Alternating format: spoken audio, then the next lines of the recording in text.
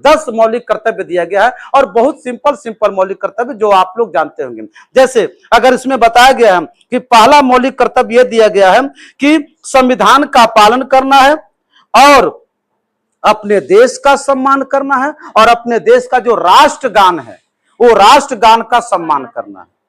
सम्मान करने का साधारण तरीका, उसके लिए बहुत कुछ आपको प्राण देने की जरूरत नहीं है। अगर कहीं राष्ट्रगान बज रहा है तो पहले तो अपने देश का सम्मान के साथ नाम ले, गर्व के साथ नाम ले, और अगर कहीं राष्ट्रगान बज रहा है तो आप किसी भी स्थिति में हो एक सामान्य मुद्रा में आप खड़े हो जाए। ठीक है, तो क्या था मौलिक कर्तव्य में? पहला क्या आता है? राष्ट्र और राष्ट्रगान का सम्मान करना। कोई दिक्कत? बोलो, पहला क्या हो गया? राष्ट्र और राष्ट्रगान का सम्मान करना। दूसरा क्या है कि स्वतंत्रता दिलाने के लिए जो जो आइडियोलॉजी अपनाया गया था, स्वतंत्रता दिलाने के लिए जो जो आदर्शों को अपनाया गया था, हमको क्या करना है कि उसका पालन करना, उसको छोड़ना नहीं है, यानी उसका सम्मान करना है। उदाहरण स्वरूप आप लोग जानते होंगे कि हमारे बहुत से राजनेता, बहुत से व्यक्ति क्या किए? अपने प्राणों की बलिदान दी। आज जो हम लोग बोलते हैं ना आजादी आजादी, किसी को भी हम लोग कुछ आलोचना कर देते हैं सरकार को। एक समय ऐसा था कि हमको अपने ही घर में अपना नियम बनाने का अधिकार नहीं था, इसीलिए हम लोग आजादी की लड़ाई लड़े। ये सारा अंग्रेजों का था। लेकिन दूसरा क्या कि अगर जो हमको आइडियोलॉजी दिया गया है, देश को आजाद कराने वाले जो नेता थे उसको हमको सम्मान पूर्वक याद करना है, उनके खिलाफ हमको कोई गलत आचरण या गलत वर्ड का यूज नहीं करना है। तीसरा बताया गया है कि भारत को, आप लोग को मालूम होगा कि बंटवारे के समय, आजादी के समय भारत का बंटवारा हो गया था धर्म के नाम पर। हिंदुस्तान पाकिस्तान बना ना बाबू, बना कि नहीं बना? तो अब ऐसा, और बंटवारे की स्थिति क्या है आज भी देख सकते हो कि बंटवारे के कारण आज भी ये दोनों जो कभी भाई थे आज आपस में खूनी संघर्ष लड़ रहे हैं। तो तीसरा में बताया गया हमारा मौलिक कर्तव्य कि हमारे देश की एकता और अखंडता को बचाए रखना। एकता और अखंडता का मतलब क्या होता है कि अपनी यूनिटी को बनाए रखना है और कोशिश ये करना है कि देश का फिर से कोई बंटवारा ना हो। जात, धर्म, संप्रदाय, वेशभूषा, रंग के आधार पर हम लोग आपस में लड़े नहीं, बल्कि देश की एकता को बनाए रखने, ये तीसरा मौलिक कर्तव्य दिया गया है। चौथा मौलिक कर्तव्य क्या दिया गया है कि यदि देश की रक्षा, पी लिए, अगर देश की रक्षा करने के लिए, मान लो अगर देश का किसी दूसरे, अगर दूसरे देश के साथ, मान लो चाइना के साथ हमारा युद्ध छिड़ जाए और हमारे सैनिक कमजोर पड़ जाए या हमारे सैनिक कम पड़ जाए, या ऐसा हो कि और सैनिकों की जरूरत है, तो वहां पर आप भले ट्रेनिंग लिए हो चाहे नहीं लिए हो, जिस दिन देश का आह्वान हो जाए कि देश की रक्षा के लिए हमारे बलिदान की जरूरत है, तो प्रत्येक देशवासी का कर्तव्य है कि वो उसके लिए तैयार रहे, सर पर कफन बांध कर जाए अपने देश की रक्षा करने के लिए। यानी देश का जब भी बुलावा आए राष्ट्र हित की रक्षा करने के लिए हमें तैयार रहना पड़ेगा। हमें मतलब किसको? संपूर्ण भारतवासी का। किसको? जो मौलिक अधिकार का प्रयोग कर रहा है उसको ये मौलिक कर्तव्य का पालन भी करना पड़ेगा। उसके बाद अगला नंबर में आता है पांचवा कि सभी लोगों के साथ, ध्यान से सुनिएगा, सभी लोगों के साथ मधुर संबंध, हमारा सिद्धांत मधुर संबंध बनाना चाहिए। वसुधैव कुटुंबकम, नाम सुना ना? वसुधैव कुटुंबकम का मतलब क्या हो गया? पूरा विश्व मेरा कुटुंब है, पूरा विश्व मेरा भाई है, पूरा विश्व मेरा परिवार है। इसलिए हमको जाति धर्म के नाम पर आपस में लड़ना नहीं है। और सबसे प्रमुख बात, शायद आप लोगों को ये जानकर आश्चर्य होगा कि हमारे संविधान में ही लिख दिया गया है कि स्त्रियों की मर्यादा की रक्षा होनी चाहिए। ये मौलिक कर्तव्य बनता है कि आप अपने घर की स्त्रियों की मर्यादा की रक्षा करें, समाज की स्त्रियों की मर्यादा की रक्षा करें, राष्ट्र की स्त्रियों की मर्यादा की रक्षा करें। यानी ऐसा कोई आपका मनसा कर्मणा वाचा, कर्म से, मन से, विचार से ऐसा कोई बात नहीं होना चाहिए जिससे कि किसी स्त्री के सम्मान को ठेस पहुंचे। ये मौलिक कर्तव्य दिया गया है। उसके बाद क्या दिया गया बच्चों? उसके बाद दिया गया आपका कि हमारी जो संस्कृति है, हमारी संस्कृति गौरवशाली संस्कृति है। आज से 5000 साल पहले, ज्यादा 5000 साल पहले की संस्कृति है। जब आप पढ़िएगा सिंधु घाटी सभ्यता, जब आप 12 में जाइएगा तो सर आप लोगों को बताएंगे हिस्टोरी में कि सिंधु घाटी की सभ्यता क्या है। तो 5000 साल कोई कोई तो अभी नया नया जन्म लिया, विदेशियों की संस्कृति सभ्यता को देखकर हम उसी के ऊपर लट्टू हो जाते हैं, विदेशियों की संस्कृति को अपनाने को अपने आप को मॉडर्न कहते हैं। लेकिन उसको नहीं, बल्कि अपनी कल्चर पर, अपनी संस्कृति पर गर्व करना है। इसकी गौरवशाली परंपरा को न केवल पालन करना अपितु दूसरे को बताना है। उसके बाद अगला नंबर में आता है क्या कि प्राकृतिक पर्यावरण की रक्षा करना है। प्राकृतिक पर्यावरण, क्योंकि अगर पर्यावरण है, बच्चों ध्यान से सुन लीजिएगा, अगर प्रकृति में पर्यावरण है, वन जीवन है, तो हम लोग हैं। वो नहीं है, हम लोग भी नहीं रहेंगे। तो जंगल और हम, अगर हमको जीवित रहना है तो पर्यावरण सुरक्षित रखना पड़ेगा।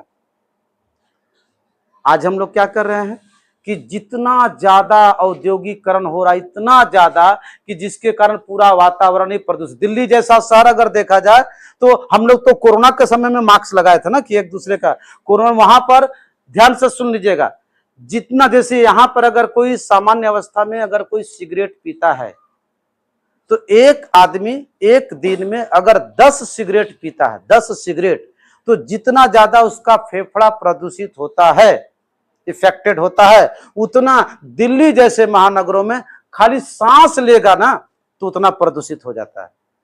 कितना बार सुप्रीम कोर्ट को उसमें हस्तक्षेप करना पड़ा, आदेश देना पड़ा कि जब 5-5, 4-4 वर्ष के बच्चे मास्क लगा के स्कूल जाते हैं तो वो कहे कि हमें ऐसा लगता ही नहीं कि हम लोग पृथ्वी पर है, हमें तो ऐसा लगता है कि हम लोग किसी दूसरे ग्रह पर आ गए हैं, जहां पर 5-5 वर्ष का बच्चा क्या कर रहा है, मास्क लगा के चल रहा है, क्योंकि उसको शुद्ध हवा नहीं है। किसके कारण? औद्योगिकरण के कारण। या हमारे अभी दिल्ली सरकार करे ना कि पर्यावरण को रोकने के लिए 15 साल की जितनी भी पुरानी गाड़ियां हैं उसको रोक लगाने का प्रयास कर रहा है, ताकि उससे ज्यादा धुआं ना निकले, फैक्ट्रियों से धुआं ना निकले, XYZ। यानी किसी भी तरीके से हमको क्या करना है, पर्यावरण की रक्षा करना है। हिंदू को देखा जाए तो हर आदमी मरने के बाद कम से कम एक पेड़ तो ले ही जाता है, नहीं ले जाता है? हिंदुओं में अगर देखा जाए तो मरने के बाद कम से कम एक पेड़ का लकड़ी से तो उसको जलाया ही जाता है। तो हमारा धर्म तो कम से कम एक बचता है कि अगर पर्यावरण का कर्तव्य है, ये कर्तव्य है कि कम से कम एक पेड़ तो लगा ही सकते हैं। ठीक है, अगला आता है वैज्ञानिक दृष्टिकोण को अपनाना। वैज्ञानिक दृष्टिकोण को देखे, हमारी सभ्यता, हमारी संस्कृति, ये सब तो है, पालन करेंगे। वैज्ञानिक दृष्टिकोण का मतलब क्या हो गया बच्चों कि हम लोग क्या करेंगे, अंधविश्वास को नहीं मानेंगे। अपना धर्म मान रहे हैं ना जी। अब मान लो कि तुमको कोई बुखार लग गया, तुम्हारा तबीयत खराब हो गया, तो चला जाएगा ओझा गुनी के पास, चलो भाई ओझा गुनी झाड़ देगा तो हमारा बुखार ठीक हो जाएगा। पॉसिबिलिटी है? कोई किसी को अगर सांप काट दिया तो ले जाता है उसको झाड़ने के लिए, कोई ले जाता है ओझा गुनी के पास, क्या पॉसिबिलिटी है कि उससे ठीक हो जाएगा? नहीं होगा। हमको क्या करना है कि अपने नजरिया को साइंटिफिक रखना, वैज्ञानिक दृष्टिकोण अपनाना है। कितना नंबर हो गया आपको? ठीक है, उसके बाद 8 नंबर हो गया ना। 9 नंबर होगा सार्वजनिक संपत्ति की रक्षा करना। सार्वजनिक संपत्ति किसको बोलेंगे?